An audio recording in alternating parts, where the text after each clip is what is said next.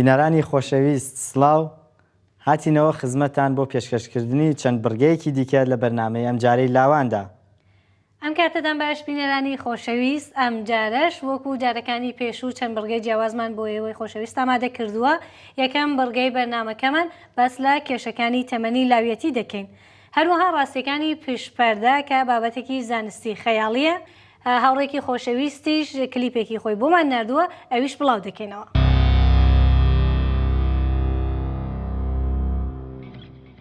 خۆشەویستانم، ئێمە هەمومان بەهۆی ئەو گرفتانەی کە لە ژیانی ڕۆژانەماندا تووشی دەبین بەردەوام تووشی ناڕەحەتی و دڵەڕاوکێ دەبین و ئەگەر نەتوانین ئێمە ئەو گرفتانە بە شێوەیەکی دروست چارەسەر بکەین و زاڵ بین بەسەر و نیگەرانیانە، بێگومان کاریگەری نگەتیفی لەسەر دەرونی ئێمەدا دەنێت و تووشی ناڕەحەتی دەرونی دەبین. وهروە بەتایبەتی لە قۆناغی لاویەتیش کە لە ڕووی جەستەیی و فکری و دەرونی زۆر قۆناغێکی هەستیار و بڕیاردەرە، ئەو کێشانە دەتوانن زۆر کاریگەر بن لەسەر تاکی لاو. کێشە دەرونیەکانی تەمەنی لاویەتی چین؟ هۆکاری سەرهەڵدانی ئەو کێشانە چییە؟ هەروەها ئایا هەموو ئەو کێشانە کە ڕوو دەدەن لەو تەمەنە بۆ هەردوو ڕەگەز وەکو یەکسانە؟ بۆ زانینی وڵامی ئەم پرسیارانە بڕۆین بڕگەی یەکەمی بەرنامەکەمان ببینین، دێنەوە لاتە.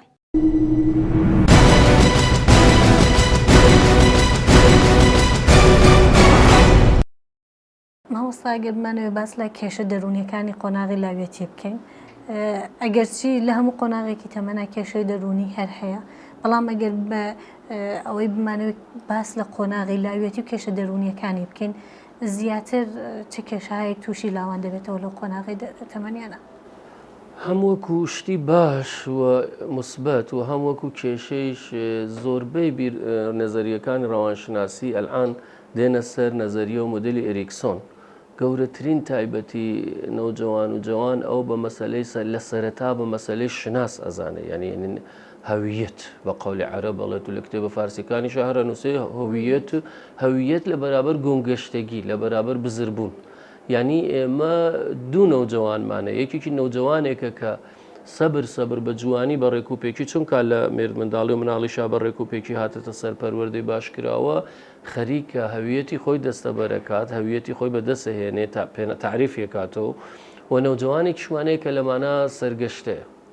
بۆ نمونە ئەو شناس و هەویەتە باری تەمەنی شەگرێتەوە. نەوجەوانێکە لە وەختێکە پیاڵێن بۆ نمونە ئەو شش حوسن و قەتەماتەمان بۆ بەرە سەربان ڕوب دروستەکەن یابی و حەوشە پیاڵێن ئەڵێن تۆ ماشەڵڵا سمێڵت ئەوەندەیە بەقەتەوە بم دوو عایلەم بەخێوە کرد و خانەوادەم بەخێوە کرد، بەڵام 5 دقیقە دوایەوە گەرداوای مدلێکی کیف یا مۆبایل بکات یا بیوێ لە کڕینی ماشین و ئەمانە بەشداری بکات لەگەڵ خێزەڵەن، تۆ هێشتا منداڵی، تۆ هێشتا هیچ نافامی، تۆ هێشتا خاوی. ئەوە لە مەسلەی تەمەنا سەری لێ شێویە. هەر ئەوەیە کە تمیشاکە ئەبێتە 56 ساڵیش نازانێت ڕۆژێکی پاییز لیباسێکی ئەستور کاتە بەری یا لیباسێکی ناسک، تمیشاکەی بە سەرماخوردگی و دێتە ماڵە ێژێ هێشتا گەنجم بەرگەی ئەو سەرماگرم. بەڵێ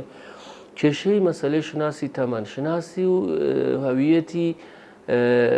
سکسیمان هەیە زۆر گرنگە. نەوجەوان و جوانێک باشێکە لە کچبوون یا کوڕبوونی خۆی بەگشتی ڕازی بێ، لە هەویەت و شناسی خۆی ڕازی بێ، کێشەی نەبوو. ئەگەریش بڕیاری گۆڕینیدا لە تەمەنێکی کەما دابێتی خۆی یەکلا کردبێتەوە، یەکلابوونەوە و خۆشحاڵبوون لە مەسەلەیشە زۆر گرنگە. ئێمە ئەتوانین بڵێن کە 80% کچی نەوجەوان و جوانمان چونکە دایکونەن کوشتیان دیوە کێشەی ئەم ماف و فێمینیزم و شتە ئەبێنن لە کۆمەلگا، ڕەنگە لە ناخەوە لە کچبوون و ژنبوونی خۆی پەشیمان بێت. و دوور نییە کە 140 پیاوەکانی شەروا بن، ینی بەرپرسایەتی دەکەوێتە سەریان، بەرپرسایەتیان زیاترە، هەوڵی زیاترە دەن، خەتەری شەڕ و تەسادف و بەعزە خەتەرێکی فیزیکی لە ژیانیانە زیاترە. و هەروها دڵشکاوی مەسەلەی ئەوەیە کە زۆر پیاو هەیە ڕەنگە لە ناخی خۆیان زۆر کوڕ هەیە، لاو هەیە، لاوی نێر لە دەروونەوە خۆی بەخۆی بڵێت کە بریا من تووشی ئەو هەموو دڵشکاویە نەبووایەتم. هەر ئەوە خۆی ناڕاستەوخۆ ئەی کێشێ بۆ هەویەتێکی ژنانە و کچانە. ئەمانەیشە کێشەیەکەوە هەروەها هەویەتی تریش دێتە سەری، بۆ نمونە ئاینی لە شناسی ئاینیە هەر لەو تەمەنەیە کە لەسەر مەسەلەی شیعە و سونی و کاتۆلیک و پرۆتستان و علمانی و ئیلحادی یا مەسەلەن ئێمە بێخوا بین یا ئایندار بین، گەورەترین کێشە دروستەوێ. هەزاران خەڵکی 17 ساڵ و 20 ساڵ و 25 ساڵە ناسینێمەوە 30 ساڵیش کە 6 مانگ جارێ لەوانەیە دینێ مەزهبێ ئاینێ فەلسەفەیەک و ئیدۆلۆژیە بۆ خۆی بگۆڕێت یال ئەگەر لەسەر دانێکیانە زۆر توندە مەسەلەن هەموو ڕۆژێکە چێتە مزگەوت هەموو ڕۆژێ لە ماڵ 5 ڕۆژ بە ڕۆژووە میشاکەی لاواز بووەتەوە لەبەرەوە ئەوێ زۆر ئفراتی بێ مەسەلەن لەسەر ئاینێکی ئەوها یان لە ڕێکخراوە مەسیحی و یەهودی و بودی و ئەوانەی شاهەروە زۆربەی ئەوانەی لەو فەلاتی تەبەتوشتە لە نوچکەی ئەو کێوانە ئەچن بە ئاسانی ئەو ئاینە بوداییانە وەرەگرن ساڵهای ساڵ تەرکی دنیاکەن ئەوانە هەر لەو تەمەنە ڕووەدا لە تەمەنی لاوێتی ڕووەدا لە ینی بەگشتی لە 13 ساڵ و تا 30 ساڵ و ئەمانە و شناسی ئەنواعی ئەم شناسی جەستەیی زۆر گرنگە لە ڕوانگەی ڕەوانشناسەوە لاوێکە بەگشتی لە ماهیچە و ئسکلت و پەیکەر و ڕواڵەتی خۆی ڕازیە لە بەرزی باڵا و لە قەڵەوبوون و لە چالاکی و فرزی خۆی بە هەموو جیاوازی تاکە کەسیەکانیشەوە لەوە ڕازیە یعنی ئەڵێ ئەگەر من ئەگەرتی مەسەلەن قەدم زۆر بەرزە و مەسەلەن 20 ساڵ لە ناوەندی تەمەنی هاوتەمەنەکانی تر درێژترم بەڵام ئەمە ئەتوانم سوودی لێ وەربگرم بۆ فلان وەرزش بۆ فلان هوەر ئەتوانم هەندێک قازان هەرچەند ناشرینی ڕوخسار جوانی ڕۆ ئەتوانێت ناشرینیەکانی بکات بە جوانی و لە وڵاتانی دنیا ئیسە تەمرینێک هەیە بۆ ئەو کچانەی کە مەسەلەن ئەوەن بە 35 ساڵ و لە شولاریان جۆرێکە کە بەگشتی سرنجی پیاوڕان ناکێشێ بۆ خۆی مەسەلەن ئەگە زۆر لاغر بێ دێن بە تەکنیکە لێ نەختێک قەڵەویەکەنەوە ئەگە زۆر چاخ بێ دێن لاغریەکەنەوە لە هەمان کاتەوە وەرزش و جۆری ئارایش و جۆری لیباسکردنە بەرەکەی وا ئەگۆڕن کە مەسەلەن ئیسە ئەوە میشاکەن مەسەلەن کچێکی 35 ساڵ کە زۆر لاغرە زۆریش درێژە ئیتر ناوێت لیباسی کاتە بەریکە خەتەکانیشی ئەو هابێت کەوشەکەی ئەبێ کەوشی کاتە بەری کە لەگەڵ ئەو هۆشیاریەکی هەیە وعیەکی هەیە ئەمانە هەمووی زۆربەی گرفتە دەرونی و پەروەردەیەکانیش ئەوها ئەگەڕێنەوە سەرەوە مەسەلەی شناس و مەسەلەی هەویەتێکە لە نەوجوانیا زۆر گرنگە ئەوانە بۆ خۆیان کێشە دەرونیەکان دەخۆڵکەن بەڵام مامۆستا شتێکە گرنگە بە تایبەتی لەو قۆناغی تەمەن پیشە هاوسەرگیری وە پێشڕەفت سەرکەوتن ئەو سێ پێداویستیە سەرەکیە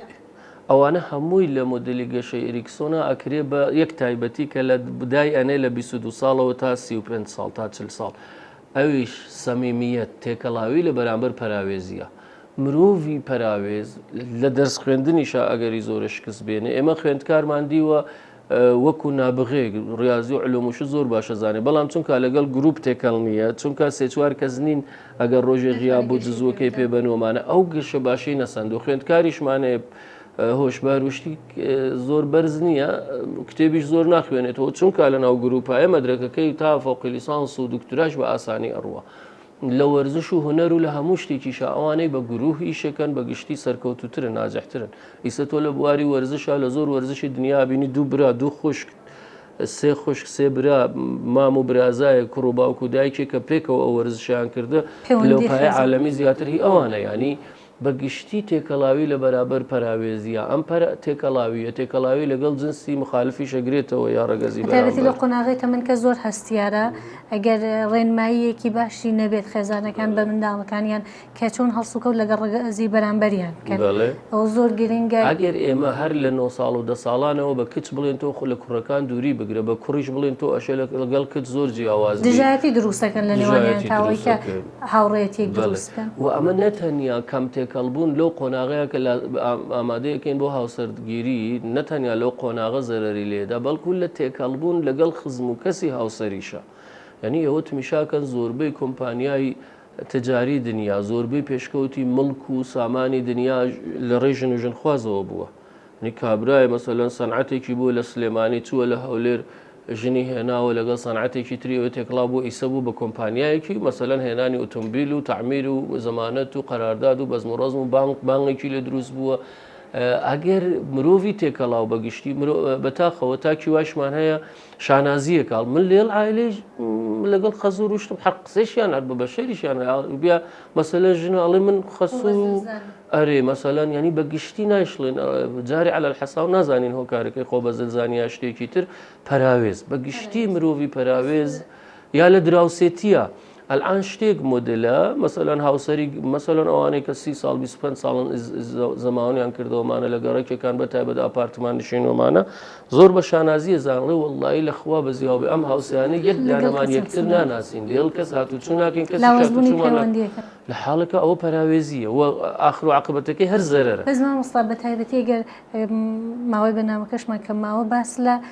جیاوازی ئەو کێشە دەرونیانە لە نێوان ڕەگەز ئەو دوو ڕەگەزە ڕێگەزی نێرومێ زیاتر کێشە دەرونیەکان لەلایەن کام ڕێگەزەوە زۆرتر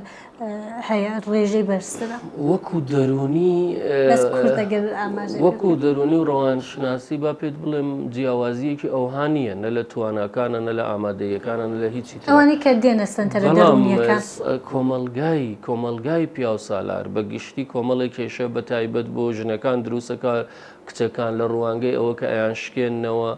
نکۆڵی لە ئامادەیەکانیانەکەن بۆ نمونەیەمە کچ هاتە هەر لە مەسەلەن لە دوکانەوە دڵی بە ویۆڵۆنێکەوە بچێتە پەیمانگای هونەرە جوانەکان لەسەر ئەوە کە دایک و باوک ساڵێکە مخالفەتیەکەن تووشی نوعی سەرعی هیستریک بوو ینی ڕۆژ کاتێک کە هێنانە بۆ من هەفتەی 4 ڕۆژ لە مەدرسە بوراوەتەوە نیشانەی سەرعی لە خۆی نیشاندا لە حاڵەکە لە مەغزا هیچ شتێکی خراپی تێدا نیە. ئەوە کێشە تایبەتەکانی کچ و ژنە یا ژن کە زەواجەکات لە سەرەتاوە گومانی هەیە ئەخوا خەس و خەزورم تانەم لێبن قبولم کەن لێم تووڕەبن تەوهینم پێ بکەن نەیکەن هەر لە بێخەوە ئەو کێشانە بۆ ڕەگەزی مێ بۆ مێینە هەیە تەنە بەگشتی کێشە دەرونیەکان لەلای هەردوو ڕەگەز هەیە بەڵام بە حکمی کۆمەڵگاکانیش ئەو کۆمەڵگا زۆرجار خولقێنەری ئەو کێشانن کۆمەڵگای خۆشمان بەداخەو کۆمەڵگایەکی پیا و سالار وا دەکات کە زیاتر ڕەگەزی مێینە ڕۆبەڕووی ئەو فشار و زەختانە ببێتەوە لە هەمان کات شتێکی سیر ئەوەیە هەر ئەم کێشە خودی کوڕەکانیش تووشی کێشاکە بۆچی کۆمەلگایەک بە تایبەت خێزان کە کۆمەلگایەکی بچووکە ئەگەر ئەهەمیەتی زیاتری بە کوڕدا کوڕی هەڵکێشا تەوەڕۆم شخصیەتی گەورە کردو دێتە ناو کۆمەلگایشە بینێت توانایی و لیاقەت و شخصیەتێکی تایبەتی نییە ئەم جار یەکسەرە بە دەرزیکی بچووک ئەتەقێتەوە چونکە وەکو باتکوونەگوکو میزەڵدان لە خۆڕایی وەرەمی کردێت و خاڵیە ئەم ئەمیشە کێشەیەکی تایبەتەکە کوڕ و پیا و تووشیە بن ئەگەر لە خێزان ئیتمینانی زیاییان پێکرد بێت لە بەرابەری کچەکانە هەڵیان کێشابێک لە خۆڕایی گەورەیان کرد بێتەوە ئەویش دوای تووشی ئەم کێشابێ ئەمە زۆرتر شتە ئەو وەختە لە بواری جنسی وشتیشان نەختێک جیاوازی لە بینی کچ و کوڕا هەیە بە هەر حاڵە زانین کە ئامادەی زاوزێ و باڵغبوون و ئەوانە بۆ کچ زیاتر ڕووەدا ئاشیا ڕێنمایی تایبەتیان هەبووایەت بۆ ئەو شتە کوڕ نەختێک درەنگتر و کەمتر ئامانە بووە ڕەچاو کریایەوە لە ڕوانگەی ئامادەی پیشەویشتیشەوە بەداخەوە کچوژن هەر لە ئێستاەوە ئەبینن بەشێ لە مافیان خوراوە لە زۆربەی شوێنەکانی سەرگۆی زەوی حتا لە وڵاتانی پێشکەوتوو کچوژن هەندێک گرفتی تایبەتیان لەم بوارە هەیە.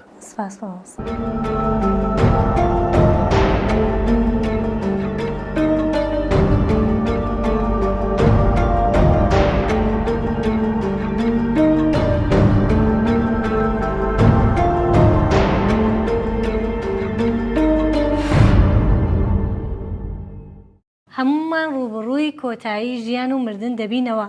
ئایا بەڕاستی مردن کۆتایی ژیانە؟ ئایا لەگەڵ مردنی جەستە ڕۆحیش دەمرێ؟ خۆشەویستان لەم بەرگەی دیکەی بەرنامەکەمان بابەتێکی زانستی خەیاڵیە کە باس لە ڕاستیەکانی پشتی پەردە دەکات. پێکەوە بچین و بیبینین. زانایان سەلماندیان کە مردن شوعبەدەبازیە و بە ئەنکارناسیۆن و ژیانی دوای مردن ڕاستن. پرۆفسۆر ڕابرت لانزا لە بەشی دەرمانناسی زانکۆی وەیکفۆرستی کارۆلینیای باکوور ئەم تیۆریەی هێنایە ئاراوەکە بیۆسەنتەریزم فێرمان دەکات کە مردن بەم شێوەیە کە ئێمە دەزانین شوعبەدەبازیە کە لەلایەن بیری نائاگای ئێمەوە ساز دەکرێت. بەبێ تێۆری بیۆسەنتەریزم پرۆفسۆر لانزا مردن ڕەنگە بەم شێوەیە کە ئێمە بیری لێ دەکەین گوزەرا و شوێن گۆڕچێ نەبێ. بیۆسەنتەریزم وەک خۆی تێۆریەک بۆ هەموو شتێک دەناسرێ و بناغەکەی بۆ یونانی باستان لە فەلسەفەی ژیانی مەرکەز دەگەڕێتەوە. بەپێی ئەم باوەڕە ژیان و بیۆلۆژی ناوەندێکن بۆ ڕاستیەکان و ئەوە ژیانە کە جیهان و کائینات ساز دەکات نەک ئەوانەی دەوروبەر. ئەمە نیشان دەدات کە زەینی مرۆڤ دەتوانێت شێواز و قەوارەی جیسمەکان لە کائینات دیاری بکات. لانزا ئەو ڕێگایە کە ئێمە بەکاری دەبین بۆ پێناسەکردنی دنیای دەوروبەرمان وەک نمونەیەک بەکاردەبات. بۆ وێنە کەسێک کە ئاسمانی شین دەبێنێ و پێی کوتراوە کە ئەم ڕەنگە کە تۆ دەیبینێ ڕەنجی شینە. ئەمە لە کاتێکدایە کە خانەکانی مێشکی دەتوانن بگۆڕێن و ئاسمانی سوور یا سەوز ببینن. ئەگەر لە ڕوانگەی بیوسەنتەریزم چاو لە کائینات بکەین، بە واتایە دەبێت کە کات و فەزا لە شکل و خێراییەک کە زەینی ئێمە پێمان دەڵێ قەراری گرتووە. لە ئاکامدا دەگەینە ئەو ئاستا کە کات و فەزا ئامڕازەکانی زیهنی ئێمەن. ئەو کات کە ئەم تیۆریا لە بارەی کات و فەزا جێگیر دەبێت و باوەڕی پێدەکرێت، بە واتایە دەبێت کە جیهانێکمان هەیە کە لەودا بیری نەمردنی هەتا هەتایی ئێمۆرتالیتی بێسنوورە و بوونی هەیە.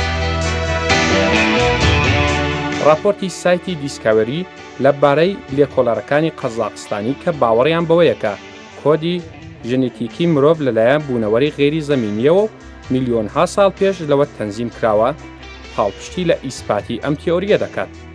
ئەم پرۆژەیە کە ناوی بیۆلۆژیکال سیتیە و بەو ئاکامە گەیشتووە کە کۆدی بیرکاریە کە لە زەینی مرۆڤ بەکارهاتووە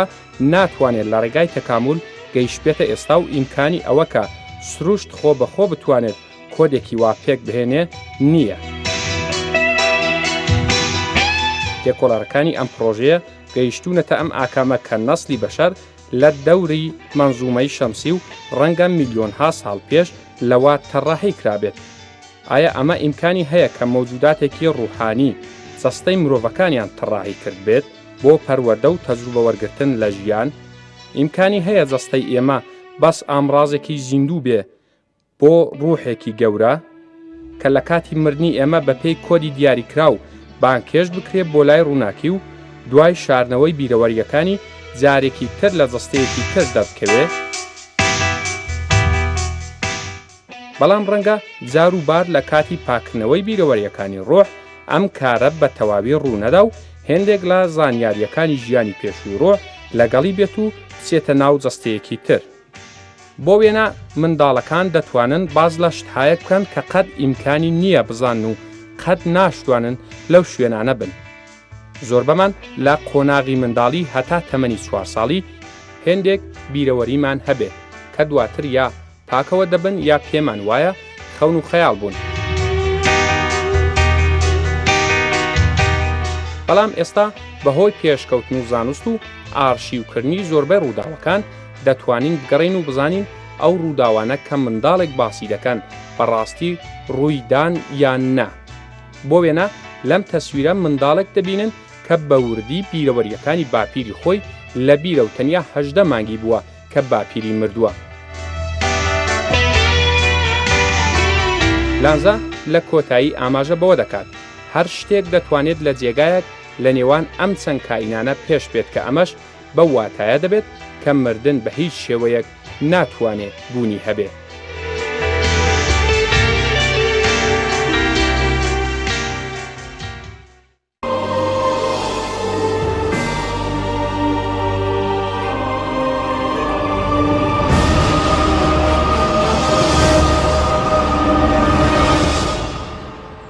بینەرێکی خۆشەویست ڤیدیۆکلیپێکی بۆ نردوین پێکەوە دەچین و گوێبیستی دەبین.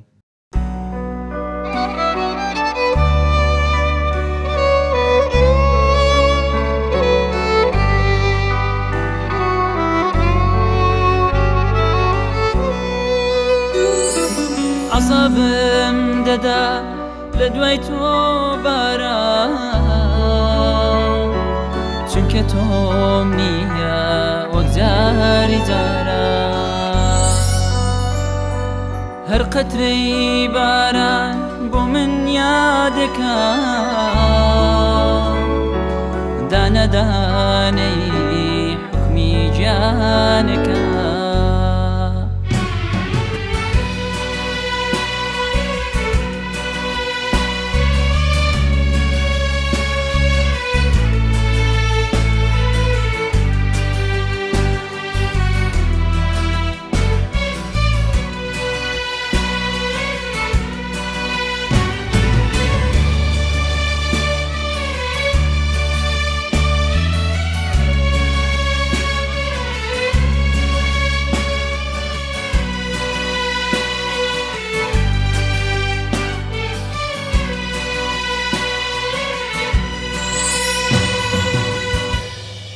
هەر شەو بەیادت بی لە باران دەکەم هەردەنێک فرمێسک فیدای تۆی دەکەم کەوا تۆ ڕۆشتی و منت لەبین بە ڕۆشتنی خۆت منت شەکەت کرد هەروە بۆ تۆیە شێر و گورانی خۆت باش دەزانی لە خۆت گۆڕاوی عەزابم دەدا لە دوای تۆ باران چونکە تۆ میگە وەک جاری جاران هەر قەتری باران بۆ من یادەکە دانە دانەی حکمی گیانەکە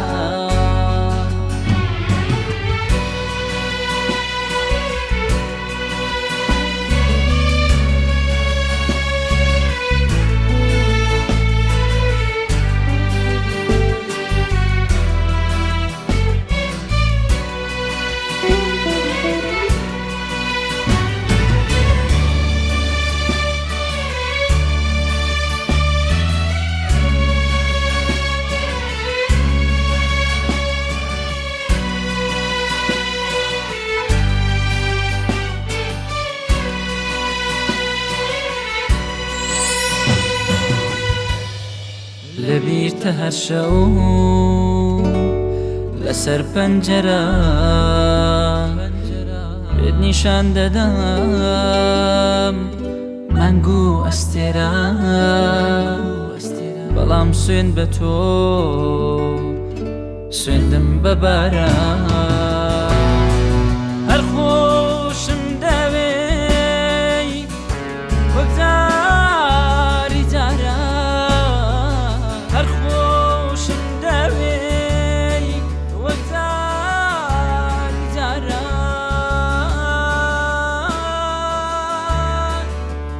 وەک جاری جاران هەر خۆشم دەوێی وەک جاری جاران هەر خۆشم دەوێی. سپاس بۆ ئەو بینەرە بۆ ناردنی ئەو کلیپەی خۆی هیوادارم کە بەردەوام بن لە هاوکاریکردنمانە. بینەرانی خۆشەویست بەم شێوەیە گەیشتنە کۆتایی بەرنامە هەروەک لە بەرنامەی پێشوودا بە ئێوەی خۆشەویستمان ڕاگەیان کە بەرنامەی هەشتەمی لاوان تایبەت دەکەین بە پێشمەرگە و لاوان ئێوەی خۆشەویستیش دەتوانن لە ڕێگەی پیجی فەیسبووکی بەرنامەوە سەرنج و تێبینەکانی خۆتان بنێرن کە لەو بەرنمەیەدا بگونجێت. facebook.com/لاوان تیشک ڕێگای پەیوەندی نێوان ئێمە و ئێوەیە هاوکاری بەرنامەکەمان بن و هەروەها بەرهەمەکانی خۆتان بۆمان بنێرن وەروە بینەرانی خۆشەویست داواکارین ئەگەر هەر کەسێکی سەرکەوتوو لە دەوروبەرتانە دەناسێنن بە ئێمەی بناسێنن. لە هەشتمین بەرنامەی لاوان چاوەڕوانتان. تا پێگەیشتنەوەیەکی دیکە هەمووی ئێوە بە خوای گەورە دەسپێرین.